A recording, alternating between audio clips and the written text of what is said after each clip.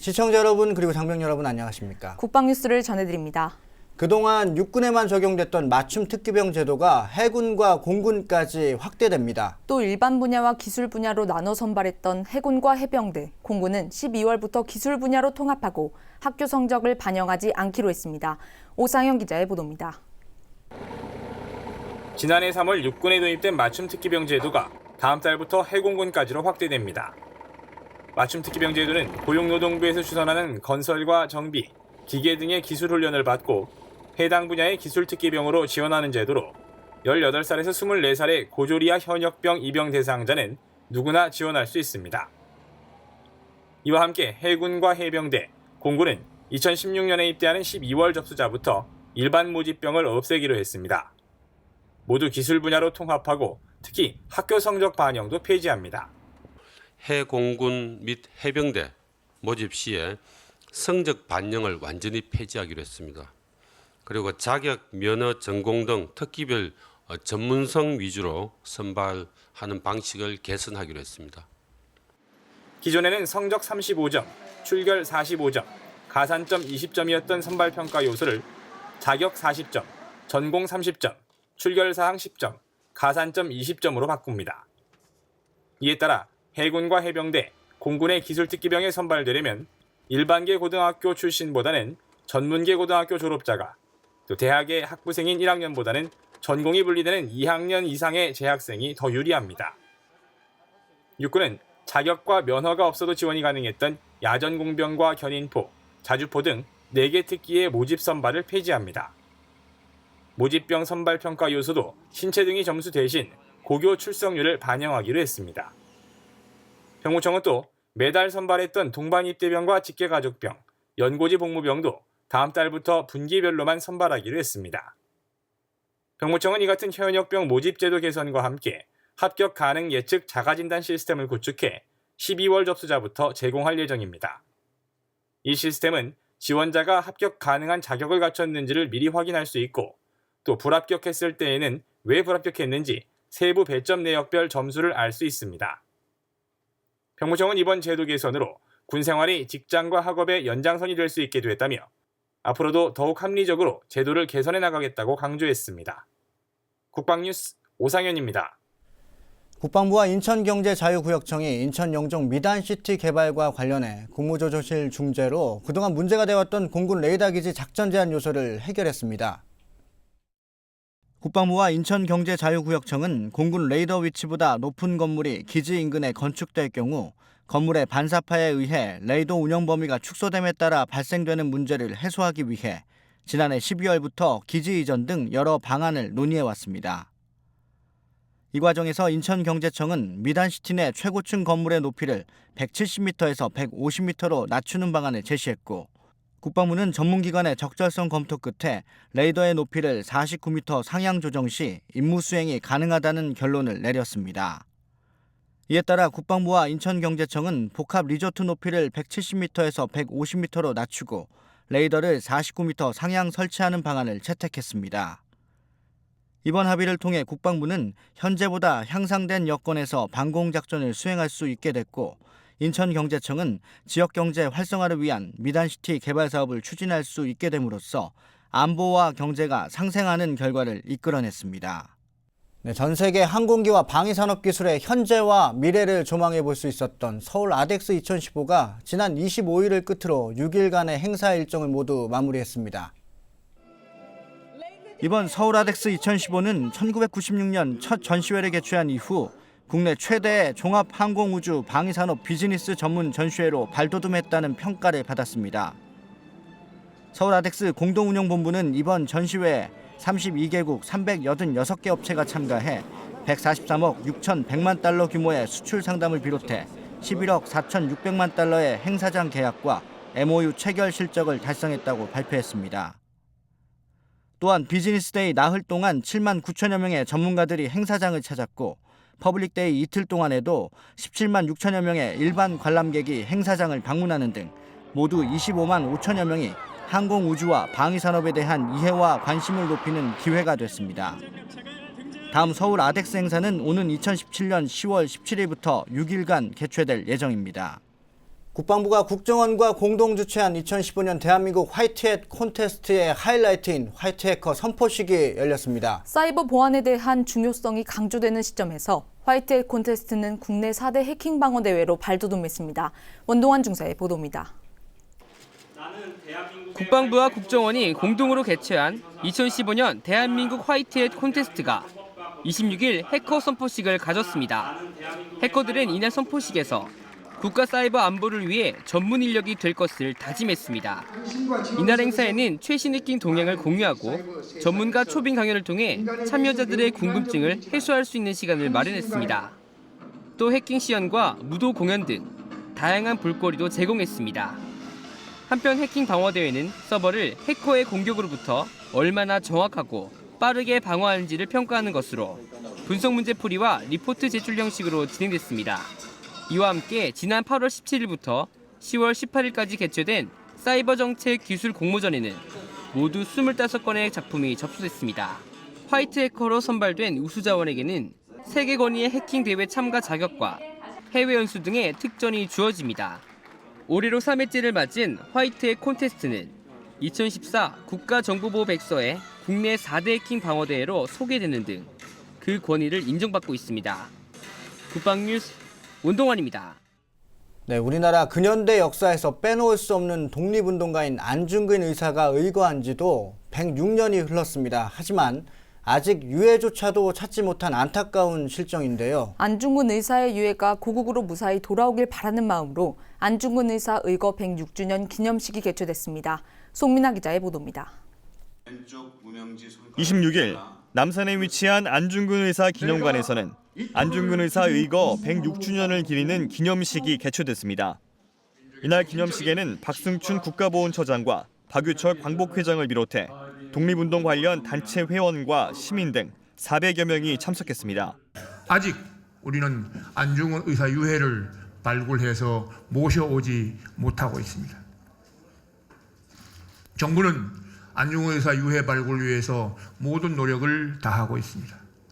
안중근 의사는 106년 전인 1909년 10월 26일 대한제국의 식민지화를 주도한 이토 히로부미를 중국 하얼빈역에서 저격해 사살한 항일 독립운동가로 그의 독립정신은 군에서도 귀감이 되고 있습니다.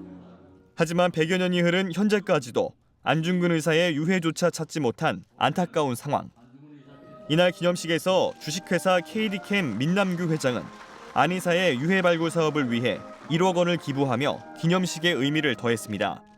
빨리 찾지 않으면은 안중근 의사 유해인지 아닌지도 참 확인하기도 어렵겠고, 이럴 때 우리나라의 이런 갈등이 이런 상황에서 안중근 유해를 찾아온다면은 정말로 우리나라가 남북 또 여야 국민 모두가 화합할 수 있는 계기가 될 것 같아서.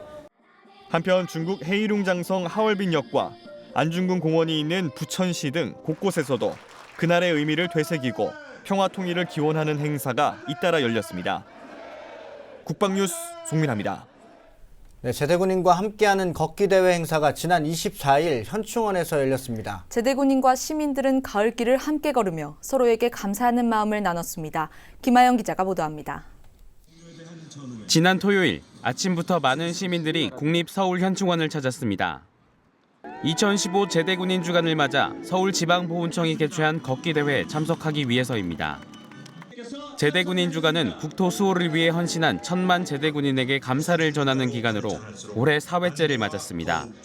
정말 대표 선수들입니다.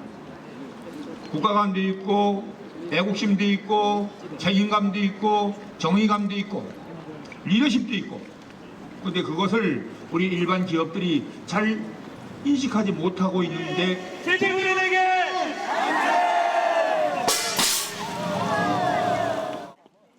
힘찬 구호와 함께 걷기에 나선 참가자들은 현충원의 단풍을 감상하며 가을의 정취를 느꼈습니다.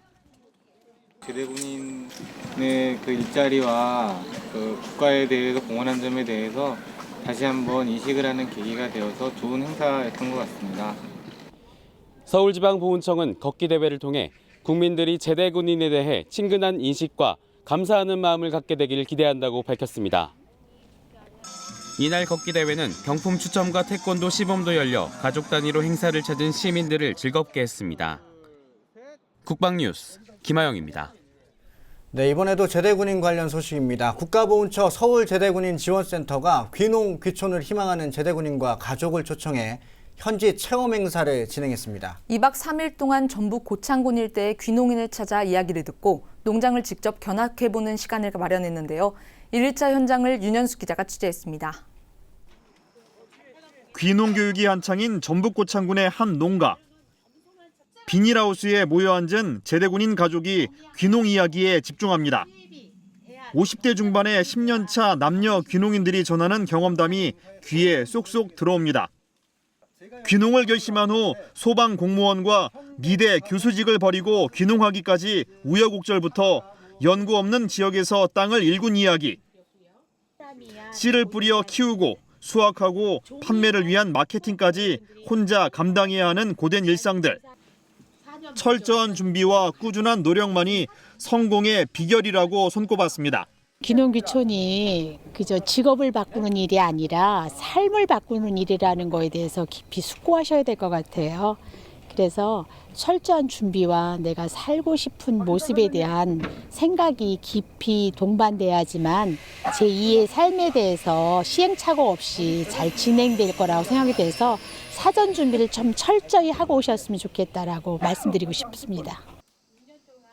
국가보훈처 서울제대군인 지원센터에서 마련한 귀농 귀촌 체험 행사. 귀농인 농가를 찾아 성공 사례를 듣고 다양한 정보를 제공하기 위해 매년 열리고 있습니다. 전역을 했거나 전역을 앞둔 군인들에게 큰 호응을 얻고 있습니다. 성공적으로 저희들이 그 귀농 귀촌 하시는 분들 그런 그 전문적인 견해를 또 현장을 저희들이 그 직접 보고 느껴서 앞으로 귀촌 생활 하는데 도움이 됐으면 합니다. 2박 3일 동안 귀농에 성공한 농장주들과의 만남도 마련되는 게 특징입니다. 먼저 정착한 귀농 선배와 제2의 인생을 설계하는 후배로 만나 생생한 여러 가지 대화를 주고받습니다. 제대군인 지원센터에서 이런 교육 기회를 만들어서 해준 건 자체가 교육을 받아보니까 굉장히 큰 도움이 될 것 같습니다. 그래서 이런 교육이 다른 인원들한테도 많이 개방이 돼 있어가지고 도움이 될 수 있는 그런 기회가 됐으면 좋을 것 같습니다. 서울 제대군인 지원센터는 제대군인과 가족들이 안정적으로 사회에 정착하고 제2의 인생을 설계할 수 있도록 지속적인 도움을 줄 방침입니다. 국방뉴스 윤여수입니다. 독도의 날이었던 지난 25일 서울 여의도 물빛무대 광장에서는 제1회 독도 둘레길 체험 여의도 걷기 대회가 열렸습니다. 국가보훈처 관계자와 학생, 시민 등 3,700여 명이 참석해 독도 칙령 반포 115주년을 기념했습니다. 대한민국의 아름다운 보물섬 독도로 가자란 슬로건으로 열린 걷기 대회는 독도에 대한 국민적인 관심을 높이고 독도의 소중함을 알리기 위해 마련됐습니다. 대회 참가자들은 여의도 물빛무대를 출발해 국회의사당 앞 수상택시 승강장을 반환점 삼아 물빛무대로 돌아오는 5.4km 코스를 걸었습니다. 5.4km는 독도의 두 섬인 동도와 서도의 둘레를 합산한 거리로 코스 곳곳에는 독도의 자연 풍경이 담긴 사진이 전시돼 참가자들이 독도를 간접 체험할 수 있도록 했습니다. 이병석 독도의용수비대 기념사업회 회장은 서울 도심 한복판에서 행사를 한다는 데 의미가 있다면서 독도가 대한민국의 땅이라는 사실을 모든 국민이 공유하기를 바라는 마음이라고 강조했습니다. 네, 국방뉴스 특별기획 다시 보는 국방뉴스입니다. 오늘 이 시간에는 1980년대와 90년대 우리 군의 모습을 준비했는데요. 네, 특히 이번 시간에는 1993년 서해 페리오 침몰 사고에 투입된 우리 군의 구조 작업 모습이 담겨 있습니다. 함께 보시죠.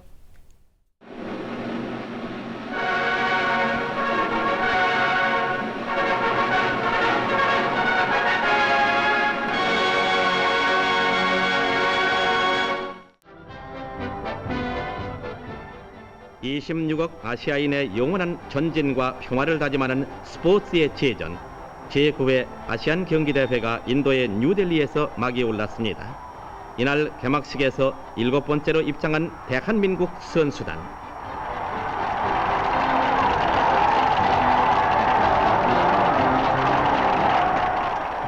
우리나라는 20개 종목 406명의 선수단을 보내 종합 3위의 입상을 겨냥하고 있습니다.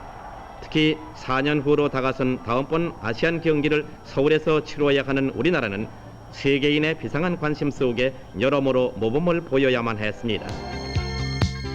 제5회 공군 전투정비지원경연대회가 공군 작전사령부 주관하에 실시됐습니다.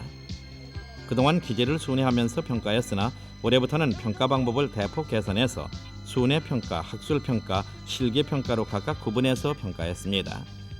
최종 평가로 제19 비행단에서의 집체평가는 각 기지를 대표하는 최정예 기장조가 집결해서 20여 대의 기종별로 선정된 항공기가 착륙해서 평가장에 도착하는 데서부터 이륙할 때까지의 정비 지원 절차가 평가되었습니다.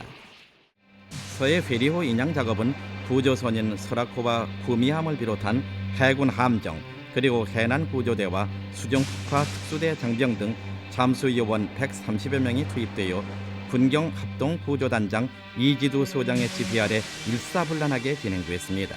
군경 합동 구조단은 인양 준비 작업을 마친 바지선을 사고 현장에서 이탈시킨 후 인양 작업을 시작했습니다.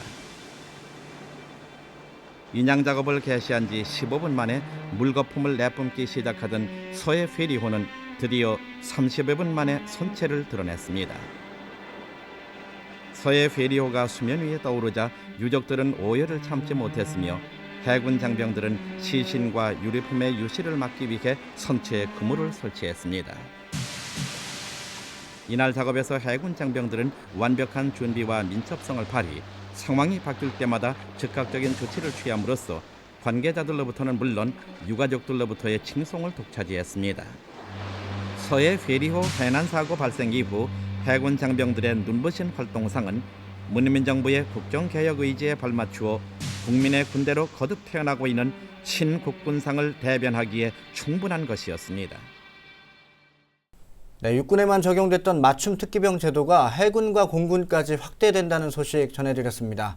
해군과 해병대, 공군은 2016년에 입대하는 12월 접수자부터 일반 모집병을 없애기로 했습니다. 네, 또한 학교 성적을 보지 않고 자격과 면허, 전공 등 전문성 위주로 선발해 군 생활이 전역 후 직장과 학업의 연장선이 될 수 있도록 한다는 방침입니다. 네, 우리 군에 좀 더 합리적인 군을 만들기 위한 변화와 시도는 국민 여러분의 관심과 사랑이 더해질 때 좀 더 빠르게 발전할 수 있습니다. 국방뉴스를 마칩니다. 시청해주신 여러분 고맙습니다.